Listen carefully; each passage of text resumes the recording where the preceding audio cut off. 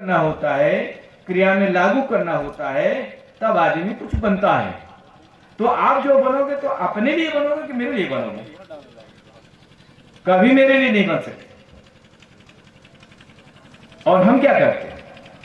अपने को भूल जाते हैं और क्या करते हैं? दूसरे को सम्मान देने दौड़ जाते हैं, अपने को सम्मानित नहीं करते। दूसरे को आदर देने दौड़ जाते हैं, अपने का आदर नहीं करते।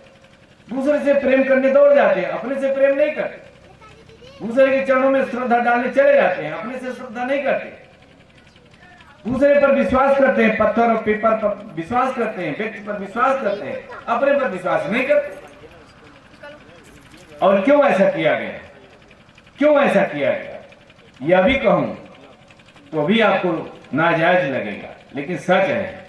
यदि मैं ऐसा ना करता तो मेरी दुकान कैसे चलती? व्यापार यदि करना है तो हमें खोट पर चोट नहीं माननी पड़ेगी। यदि व्यापार सक्सेस करना है तो हमें गुड़ की ढेली पर चाशनी नहीं, चमकदार पन्नी चांदी की लगानी पड़ेगी। नंगा गुड़ को हमें रंगना पड़ेगा।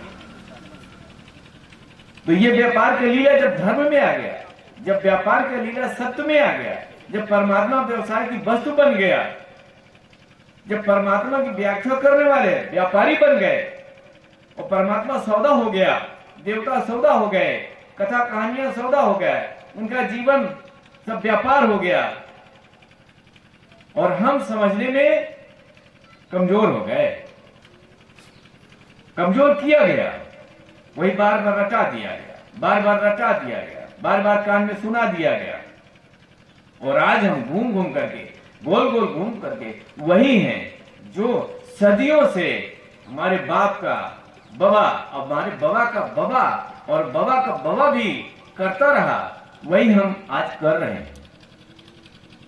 और उसको हम छोड़ने के लिए तैयार नहीं। हम यही मानते हैं, यही सच है। तो आपके मानने से क्या सच है? ये तो डरपोक की बात है। कितने लोग इधर जा रहे हैं तो हमको भी जाना चाहिए, इतने लोग इसको मान रहे हैं तो हमें मानना चाहिए। हमारे पूर्वजों में ऐसा हुआ था तो हमें करना चाहिए। हमारे यहाँ तो 6 महीने में ही मुंडन होता है तो मुंडन करना चाहिए। हमारे यहाँ तो पिताजी मर जाते हैं तो बाल बनाना आता, बनवाया जाता है, सिर का तो बनवाना चाहिए।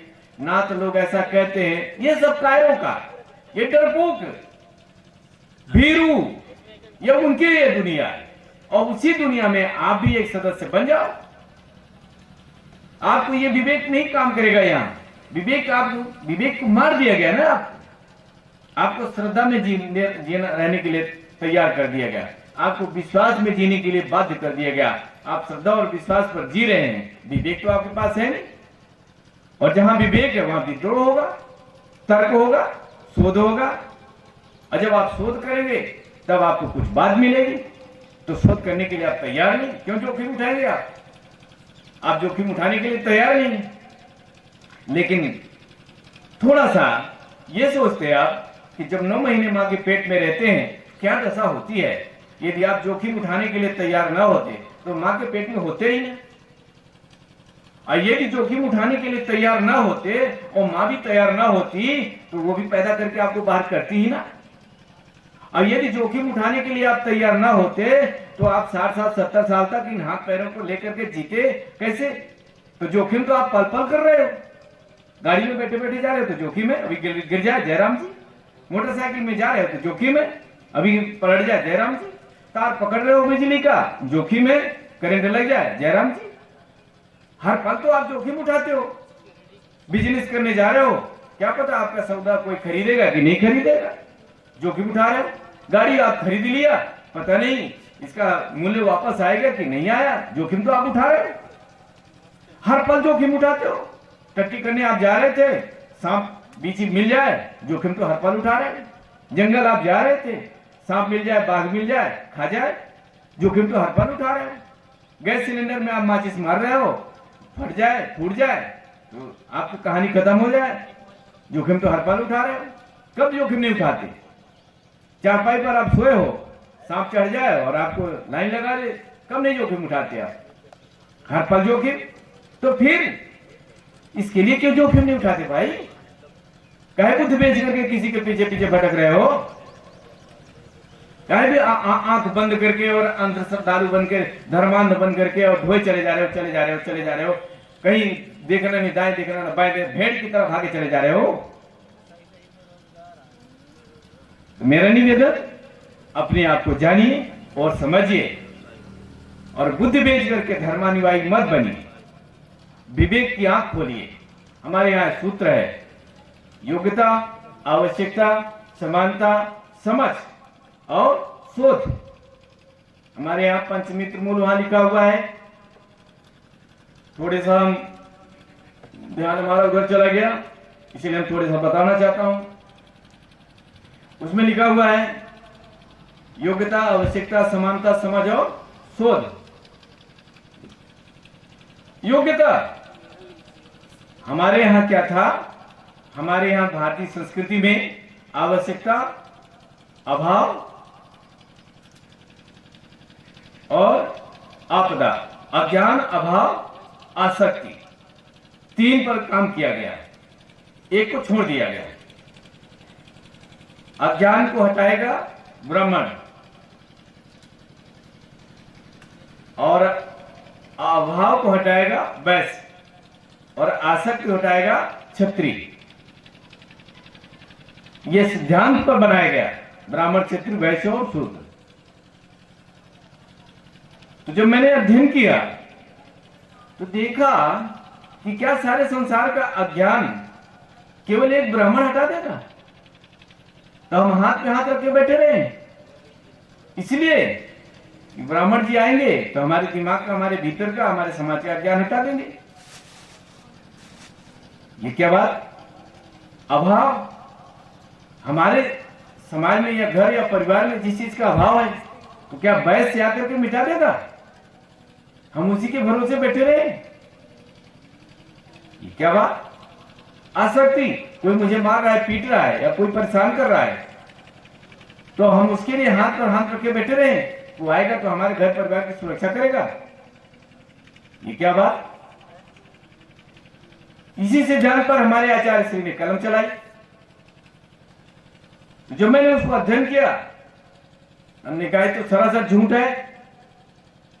तो मैंने 42 पॉइंट में उत्तर लिख के भेजा, 42 क्वेश्चन किया। 42। उसमें गुरुजी नहीं थे, शरीर छोड़ चुके थे, वंदनीय माता जी थी। समझ गई ये तो बड़ा खतरनाक आदमी है, ये तो बड़ा खतरनाक। एक झड़ी लगा दिया प्रश्न, 42 प्रश्न अभी है, वो कहीं पड़ा होगा डाय, उधर से इधर आ गए, इधर से इधर आ गए, तो सब हमारा पुराना ऐतिहासिक कुछ पेन, कागज, पेंसिल, डायरी पता नहीं कहां चले गए। कुछ उस घर में छूटे, कुछ इस घर में छूटे, कुछ यहाँ छूटे, कुछ और कहीं छूटे, है नहीं। 42 प्रश्न किया तो वो समझ गई कि तो बड़ा खतरनाक आदमी है। तो उन्हें केवल गोलमाल एक उत्तर दिया, बेटा ये सब तुम्हारी इच्छा अनुसार भविष्य बना दिया जाएगा, इसकी चिंता मत करना। 42 प्रश्न का उत्तर इतने में खत्म हो गया। हमने कहा यार ये क्या बात? एक बात उसमें और थी, वो भी मेरे दिमाग में खप गई। इधर कहते हो जाति वंश एक समान, मानव मात्र एक समान, इधर कहते हो ब्राह्मण का बरुआ जनेऊ संस्कार 8 वर्ष, वसंत शीत ऋतु में, और क्षत्रिय का यज्ञोपवीत संस्कार 12 वर्ष में ग्रीष्म ऋतु में, और वैश्य का 16 वर्ष में, शरद ऋतु, बसंत पर्व में, शरद ऋतु में। मतलब ऋतु भी बांट रहे, उम्र भी बांट रहे, और इधर कहते हो जाति वंश एक समान, मानव मात्र एक समान। उसमें भी मैंने लिखा ये क्या भाई है, ये क्या बवाल है, ये क्या बवाल है। तब पर भी समझे कि तो बड़ा खतरनाक आदमी है, ये तो जब देखो तो कमियां निकाल देता है। तब पर भी मैंने लिख के भेजा। दोबारा गायत्री मंत्र को पढ़ा, तो पहले तो हमने गायत्री मंत्र को, आज भी गायत्री मंत्र में जपता हूं, ध्यान करता हूं, उससे मुझे कोई एलर्जी नहीं है। लेकिन इन्हें गायत्री मंत्र में ब्राह्मण क्षत्रिय वैश्य शूद्र की परिभाषा कर दी। तत् ब्राह्मण के लिए, स क्षत्रिय के लिए, वी वैश्य के लिए, तू शूद्र के लिए। हमने कहा भाई ये क्या हुआ? भगवान की प्रार्थना में जाति पात, मंत्र में जाति पात, तो ये लिखने के पास ये इतनी बुद्धि कहां थी कि फालतू ये लिख रहा है? इधर गायत्री ब्रह्म भी, इधर गायत्री देवता भी, इधर गायत्री छंद भी, इधर गायत्री मंत्र भी, इधर गायत्री ब्राह्मण क्षत्रिय वैश्य शूद्र भी।